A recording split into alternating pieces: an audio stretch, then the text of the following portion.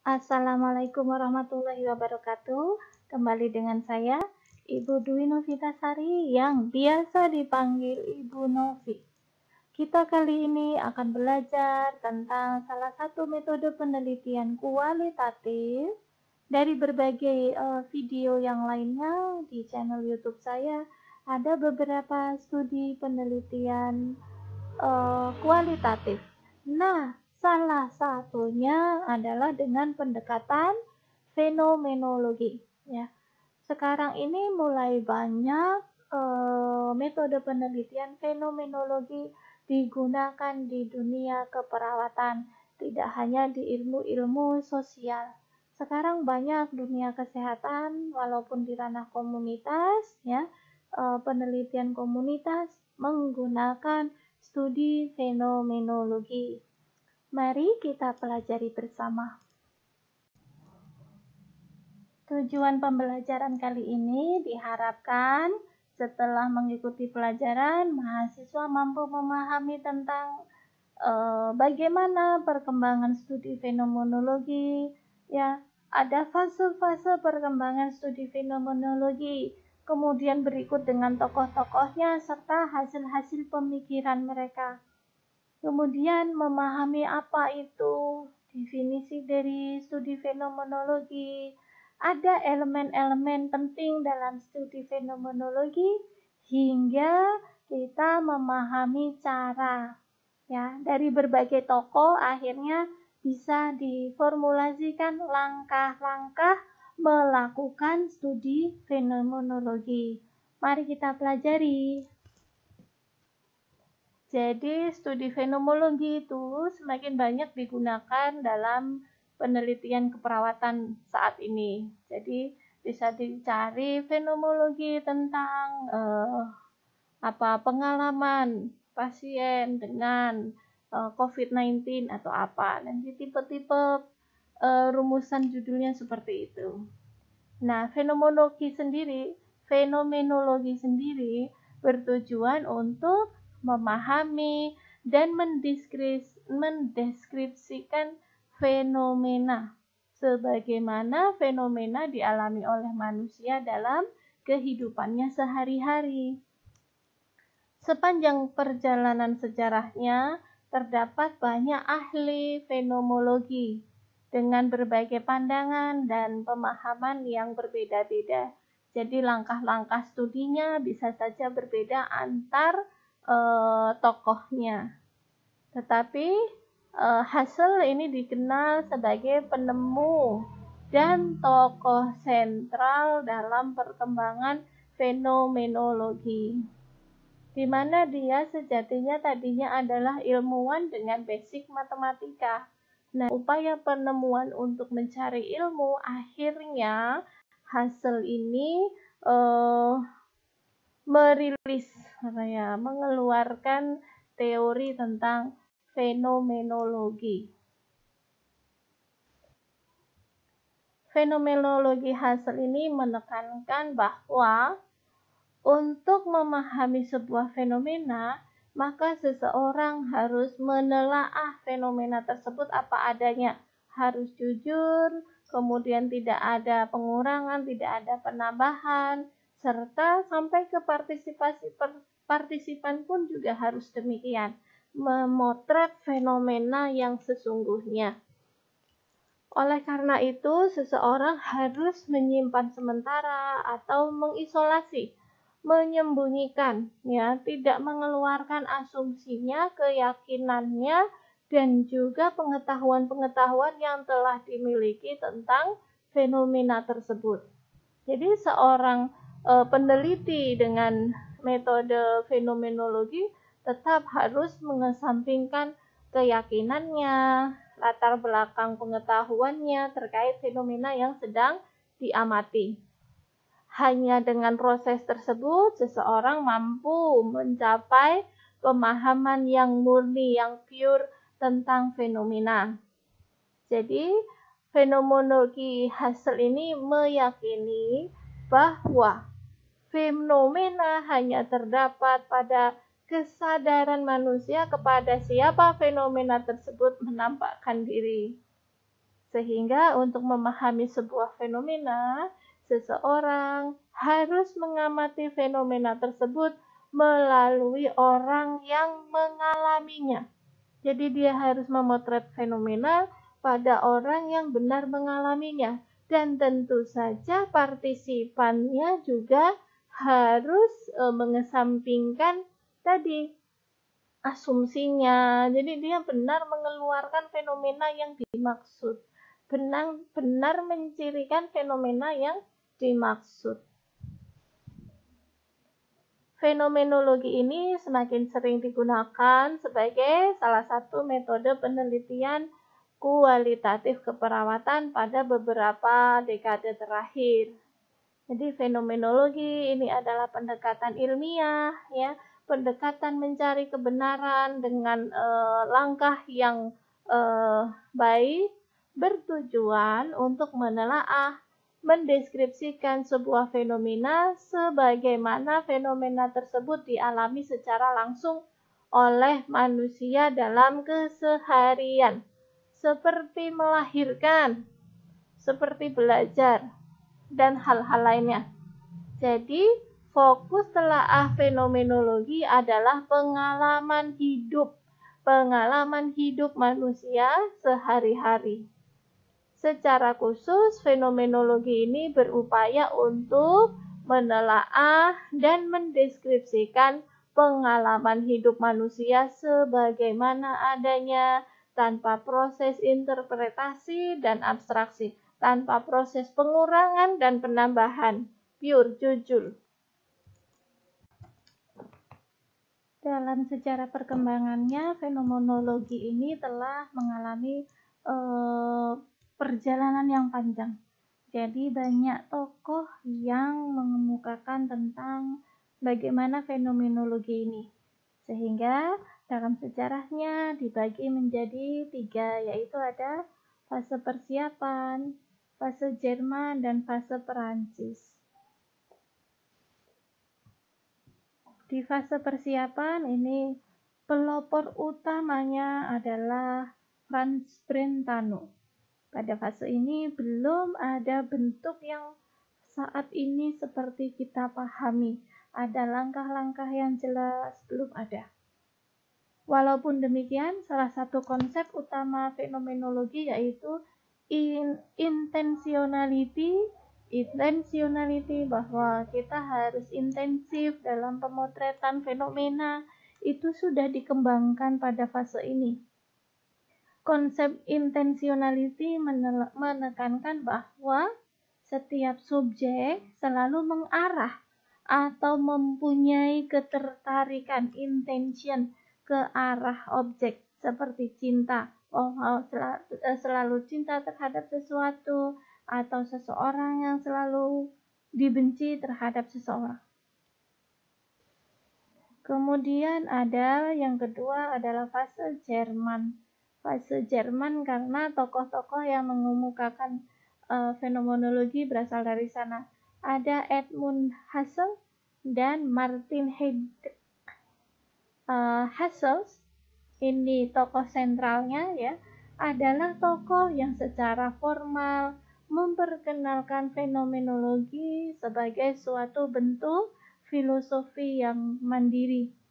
Pada fase Jerman, konsep utama dari fenomenologi yaitu ada konsep bracketing. Ini mulai dimunculkan. Kita nanti di belakang akan mempelajari apa itu konsep bracketing. Yang ketiga adalah fase Perancis.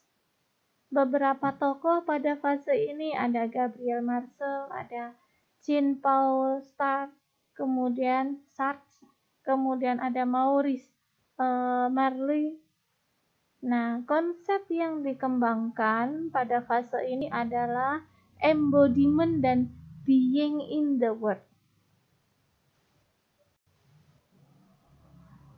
Fenomenologi ini bersifat sangat dinamis dan berkembang dengan baik, sehingga bentuk fenomenologi ini memiliki bentuk filosofi maupun bisa sebagai sebuah metode penelitian kualitatif. Sejak dikemukakan, sejak diperkenalkan hingga saat ini terdapat banyak ahli fenomenologi yang mempunyai interpretasi masing-masing dan pemahaman masing-masing tentang fenomenologi. Jadi mungkin beberapa tokoh memiliki tahapan-tahapan dalam proses studi fenomenologi ini menjadi berbeda. Itu tidak mengapa. Yang penting persamaannya adalah kita memotret fenomena yang sebenarnya terjadi di masyarakat. Husserl menginginkan fenomenologi ini sebagai suatu pendekatan ilmiah yang digunakan untuk mendeskripsikan kebenaran, mendeskripsikan fenomena semurni mungkin. Jadi sebenar mungkin tanpa ada proses interpretasi baik dari peneliti maupun dari pelaku, dari partisipan.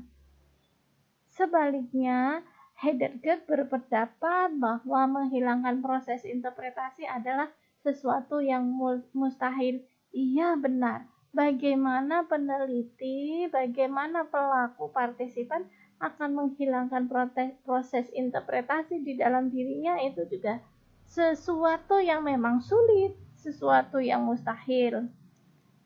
Menurut Heidegger bahwa setiap manusia pasti selalu membawa dan menggunakan pengalamannya untuk memahami situasi yang saat ini dihadapi. Sehingga dengan demikian proses interpretasi itu selalu terjadi. Ada banyak latar belakang kita sehingga kita bisa memiliki pemikiran, bisa mensikapi sampai melakukan membentuk perilaku, membentuk fenomena. Pasti ada hal yang melatar belakangi. Nah, itulah proses interpretasi yang menurut Heidegger ini susah sekali untuk dihilangkan. Walaupun banyak ahli fenomenologi yang telah dikenal, Husserl tetap diakui sebagai penemu dan tokoh sentral perkembangan studi fenomenologi. Kita pada kesempatan ini hanya fokus membahas secara mendalam bagaimana fenomenologi Husserl baik secara filosofi maupun sebagai metode penelitian. Kita pelajari tentang kelahiran dan perkembangan fenomenologi Husserl. Bahwa menurut Husserl, ilmu yang akurat dan sahih adalah ilmu yang menginterpretasikan suatu sistem konsep pengetahuan dengan pola-pola hubungan yang akurat dan berjenjang, di mana setiap jenjang merupakan dasar bagi jenjang berikutnya. Oleh karena itu, dalam mencapai pengetahuan yang mendasar dari setiap jenjang itu harus jelas, harus terpotret dengan baik.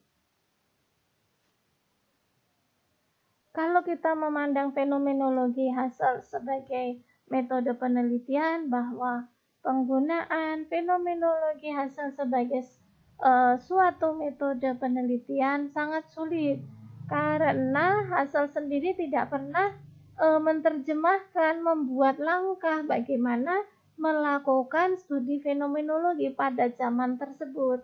Ya, Husserl tidak pernah menerjemahkan filosofinya, pemahamannya menjadi sebuah metode penelitian yang terukur, yang bisa dilakukan sama oleh peneliti lainnya. Tetapi walaupun demikian, terdapat banyak metode penelitian fenomenologi yang bisa melengkapi, yang dianggap cocok dan sesuai dengan filosofi Husserl, seperti ini metode Spiegelberg. Jadi tokoh Spiegelberg itu muncul setelah tokoh Husserl. Ada 6 elemen dasar fenomenologi menurut Spiegelberg. Dijelaskan ada 6 elemen ini yang umum dilakukan untuk menelaah sebuah fenomena. Kita pelajari 6 elemen tersebut seperti kita menelaah fenomena, kemudian menelaah esensi dan pola. Esensi dan pola hubungan antara esensi dari suatu fenomena. Kemudian menelaah pola perwujudan suatu fenomena, mengeksplorasi struktur fenomena dalam kesadaran manusia. Berikutnya ada bracketing. Ini bracketing juga sudah dirumuskan oleh Husserl. Nah, ini disempurnakan. Jadi ada 3 hal yang sebetulnya merupakan teori dari Husserl. Kemudian yang terakhir adalah menginterpretasikan makna implisit dari sebuah fenomena. Berarti kita melakukan analisa dari sebuah fenomena. Yang sama tadi salah satunya adalah bracketing. Bracketing ini bertujuan untuk membantu peneliti memahami fenomena secara murni, secara apa adanya. Proses bracketing ini harus berlangsung sepanjang proses penelitian. Dari awal kita menentukan fenomena sampai kita menganalisa fenomena.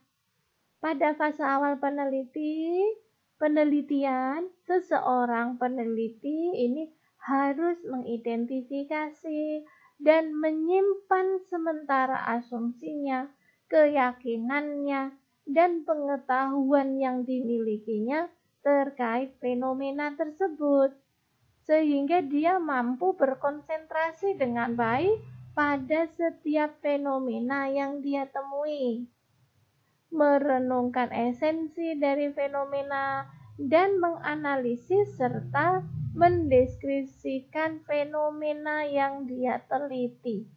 Nah, ini yang dianggap susah oleh pakar-pakar fenomenologi modern.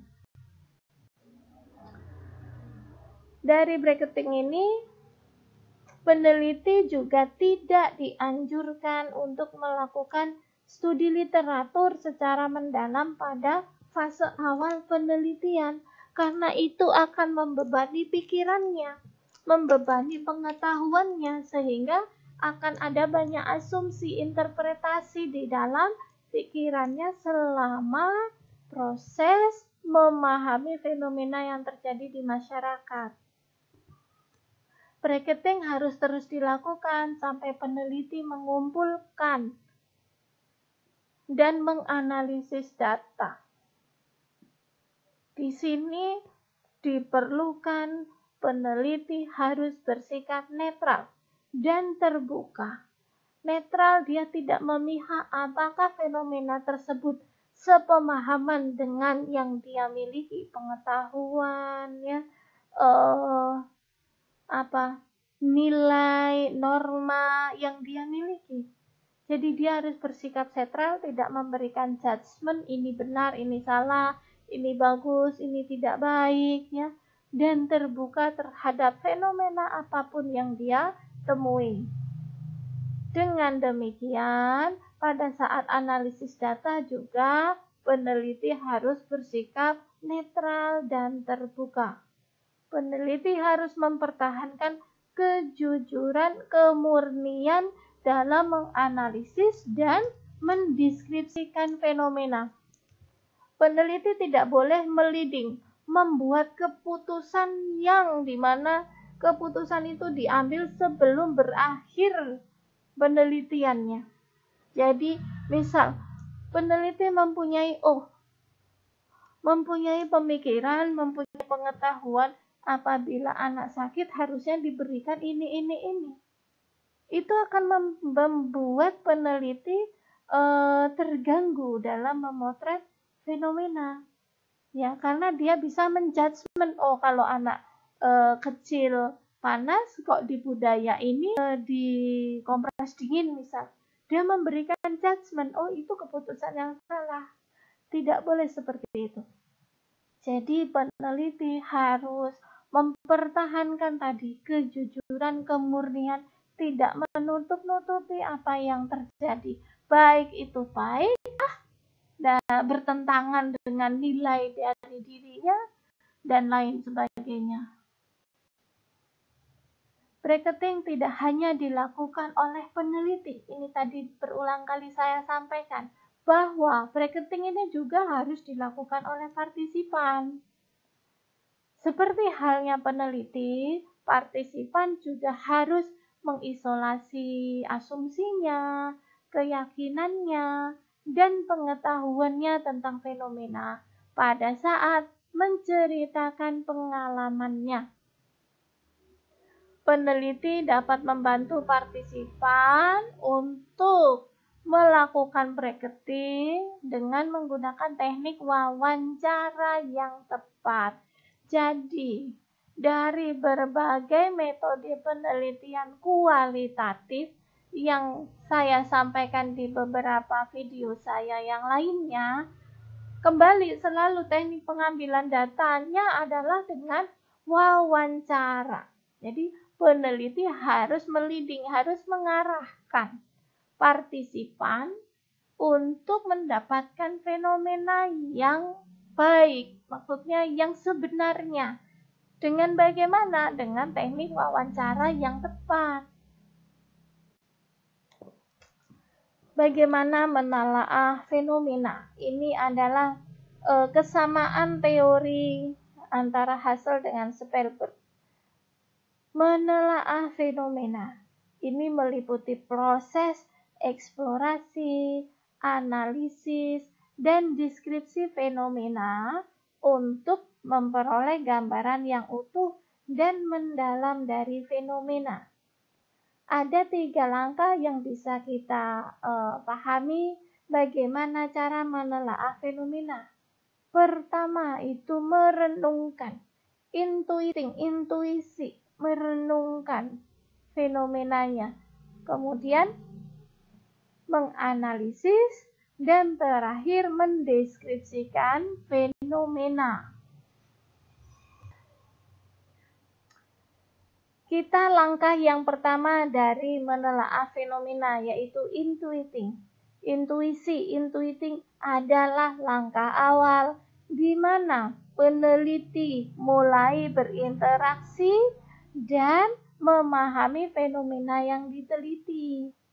Intuiting ini memerlukan konsentrasi mental yang memungkinkan seorang peneliti untuk bisa melihat, mendengar, dan sensitif pemikirannya, cara pandangnya terhadap setiap aspek dari fenomena yang dia teliti. Melalui intuiting ini, seorang peneliti akan dapat ibaratnya menyatu dengan data yang dianalisis, lebur dengan data yang dianalisis, dan mampu memilih data yang mampu merepresentasikan, yang mampu menggambarkan dengan benar fenomena dan berfungsi sebagai batu loncatan untuk memperoleh pemahaman yang benar, yang utuh, yang holistik, dan mendalam tentang fenomena yang dia potret. Proses yang kedua dari menelaah fenomena adalah proses analisis. Setelah proses intuiting berjalan, maka kita lanjut ke proses analisis. Proses analisis ini meliputi proses identifikasi esensi atau elemen dasar dan pola hubungan antar esensi yang membentuk struktur esensial fenomena. Melalui proses analisis data yang berasal dari partisipan akan dirubah menjadi suatu bentuk yang terstruktur dan konseptual. Yang terakhir adalah mendeskripsikan fenomena. Ini langkah terakhir dari menelaah fenomena. Tujuan membuat deskripsi yaitu mengkomunikasikan dalam bentuk tertulis ya dari setiap struktur esensial fenomena, sehingga orang lain pun akan memahami apa yang telah kita lihat, kita dengar, kita rasakan, kita raba. Itu bisa orang lain bisa merekam semua itu, sepemahaman dengan dari partisipan sampai peneliti sampai pembacanya. Deskripsi yang baik akan membantu pembaca untuk mengenali fenomena yang diteliti sebagai bagian dari pengalamannya sendiri. Oh iya, benar-benar. Nah, contoh responnya seperti itu. Berarti itu sudah baik peneliti dalam mendeskripsikan fenomenanya. Terus ini adalah kesamaan antara teori Husserl tadi pada zaman Jerman dan Prancis, ada menelaah esensi fenomena. Fenomenologi meyakini bahwa suatu fenomena ini memiliki struktur esensial, struktur inti, struktur pokok yang penting. Nah, struktur esensial ini dibentuk oleh esensi atau elemen dasar yang saling berhubungan.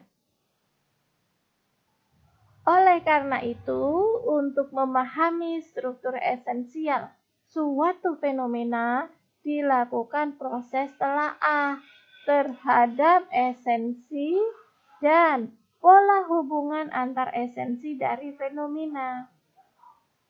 Pada dasarnya, proses menelaah esensi ini bisa meliputi proses intuiting. Proses yang pertama, proses intuiting, penalaran, dan analisis tentu saja. Setelah esensi dan pola hubungannya teridentifikasi dari fenomena ya, maka struktur esensial dari fenomena yang detail itu dapat disusun. Ini tahap akhirnya menelaah esensi dari fenomena tersebut sehingga kita bisa membuat rumusan. Bagaimana pola hubungannya tadi? Struktur esensial dari fenomena bisa terlihat. Next, berikutnya kita belajar tentang langkah-langkah penelitian studi fenomenologi dengan menggunakan teorinya Husserl. Pertama, kita menentukan fenomena. Setelahnya, mengumpulkan data. Setelah mengumpulkan data, melakukan analisis. Ya. Lalu dilanjutkan studi literatur, kemudian mempertahankan kebenaran dari hasil penelitiannya, serta pertimbangan etik. Langkah yang pertama, kita menentukan fenomena. Dalam menentukan fenomena yang menjadi fokus penelitian kita, ini memerlukan pertimbangan. Apa saja pertimbangan? Antara lain adalah keefektifan fenomenologi Husserl untuk menghasilkan pemahaman yang baik tentang fenomena. Selanjutnya, setelah keefektifan dari pertimbangan kita, peran peneliti juga harus jelas. Peneliti memiliki peran apa? Harus jelas. Sesuai dengan filosofi fenomenologi Husserl, maka peneliti adalah seseorang yang mampu mentransformasikan data yang berasal dari partisipan menjadi gambaran yang murni dan utuh dari fenomena. Tanya pada diri sendiri, mampukah saya? Mampukah saya untuk mampu memberikan gambaran yang murni dan utuh dari fenomena? Jangan sampai kita menyebarluaskan kesalahpahaman dari fenomena yang kita potret. Kemudian yang kedua adalah proses pengumpulan data. Ini meliputi proses pemilihan partisipan. Partisipan itu sampel dan metode pengumpulan data. Pada umumnya, fenomenologi menggunakan teknik purposeful sampling. Purposeful sampling, di mana setiap orang yang memiliki pengalaman tentang fenomena yang kita teliti berhak untuk menjadi partisipan. Langkah pengumpulan data yang sering digunakan adalah wawancara. Bisa dipelajari bagaimana wawancara yang baik untuk bisa mengumpulkan, memotret fenomena yang terjadi. Wawancara in-depth interview, wawancara semi terstruktur, kemudian peralatan yang kita gunakan, etika penelitian yang kita gunakan, itu harus tergambarkan dengan jelas pada proses pengumpulan datanya.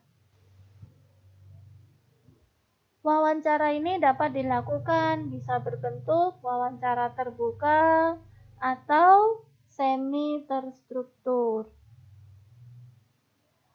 Proses wawancara bisa direkam dan pada umumnya dilakukan lebih dari satu kali untuk melengkapi, untuk memvalidasi data yang diperlukan.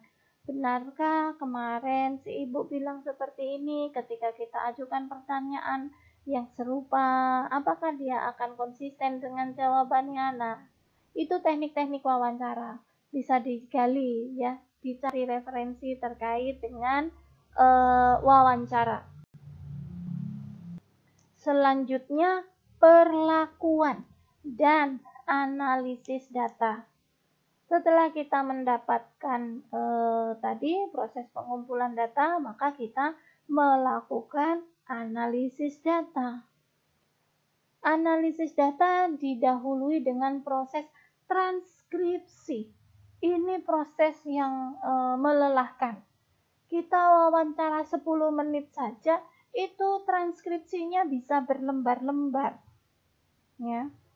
Bisa secara verbatim ataupun apa adanya ditulis. Dengan bahasa ibu dari partisipan boleh ditulis. Itulah proses transkripsi.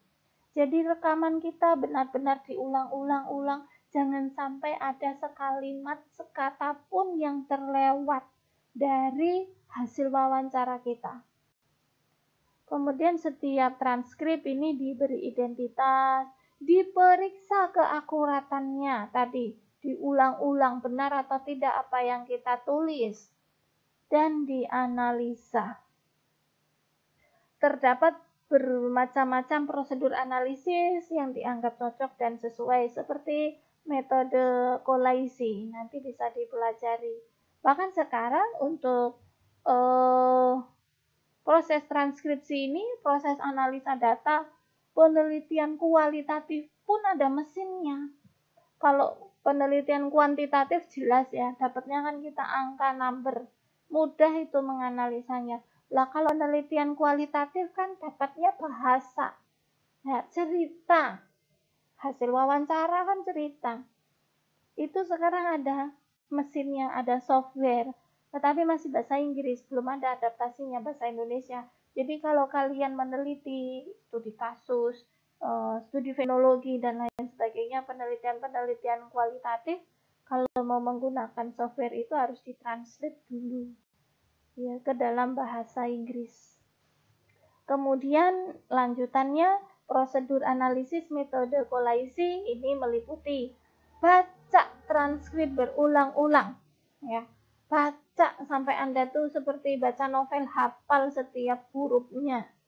Baca transkrip berulang-ulang untuk kita ibaratnya bisa menyatu dengan data. Kemudian mengekstrak pernyataan-pernyataan spesifik. Oh, ini yang dimaksud. Nah, itu kita mengekstrak. mengekstrak pernyataan-pernyataan yang spesifik. Kemudian memformulasi makna dari pernyataan yang spesifik tadi, memformulasi tema dan klaster. Ini untuk bisa kita sampai menentukan tema itu juga proses yang berat ya. Jadi kalau penelitian kualitatif itu mudah, proposalnya berat analisis hasilnya. Ya, sampai kita bisa ketemu tema dan klaster tema itu luar biasa effortnya. Berkali-kali dengarkan rekaman, baca transkrip, sampai kita akhirnya bisa ekstrak pernyataan, memformulasi makna dari pernyataan yang spesifik sampai ke tema dan klaster tema. Kemudian memformulasi deskripsi lengkap dari fenomena dan memvalidasi deskripsi lengkap dengan cara memberikan deskripsi kepada partisipan kita. Selanjutnya prosesnya adalah studi literatur. Studi literatur tadi ada garis bawahnya. Ini sebaiknya jangan banyak dibaca dulu terkait dengan fenomena yang kita amati di awal penelitian, karena itu akan mempengaruhi tadi. Ya, mempengaruhi pemikiran kita saat memotret fenomenanya.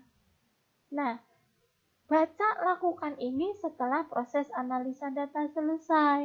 Baru peneliti melakukan studi literatur secara mendalam untuk mengetahui hubungan dan posisi dari hasil penelitian terhadap hasil-hasil penelitian yang sudah ada. Jadi ini baru kita membahas, baru melakukan studi literatur. Bagaimana dengan pemotretan orang lain? Bagaimana dengan hasil studi fenomenologi orang lain?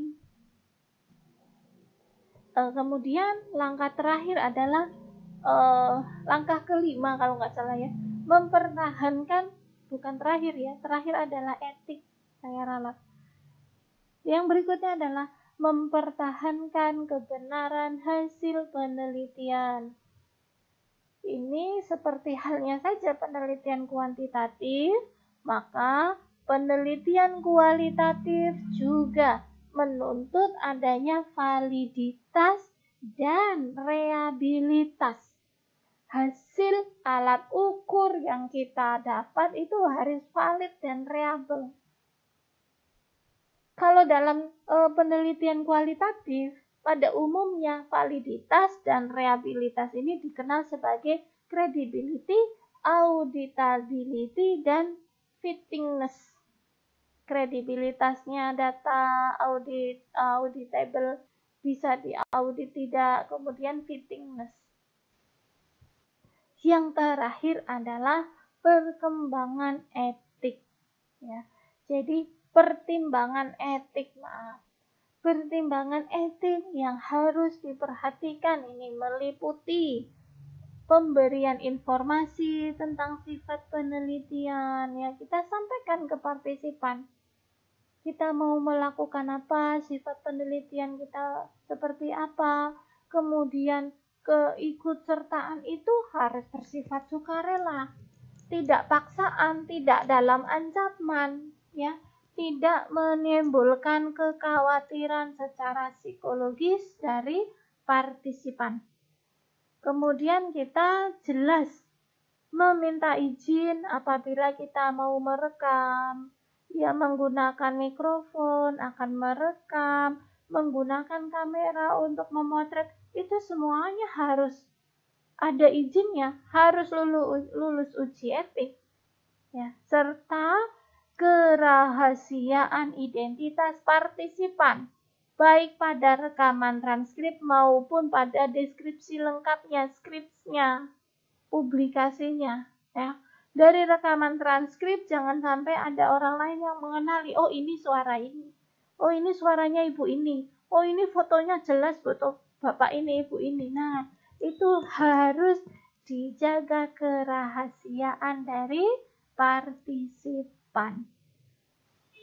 Oke, mungkin seperti itu saja. Bisa dicari banyak referensi tulis saja studi fenomenologi gitu ya, yang kaitannya ada keperawatan. Studi fenomenologi, pengalaman pasien dilakukan kemoterapi. Ada banyak, akan banyak keluar contoh studi fenomenologi di ranah keperawatan. Mungkin seperti itu saja yang bisa saya sampaikan. Mohon maaf bila ada ilmu yang salah. Kita akhiri, semoga bermanfaat. Wassalamualaikum warahmatullahi wabarakatuh.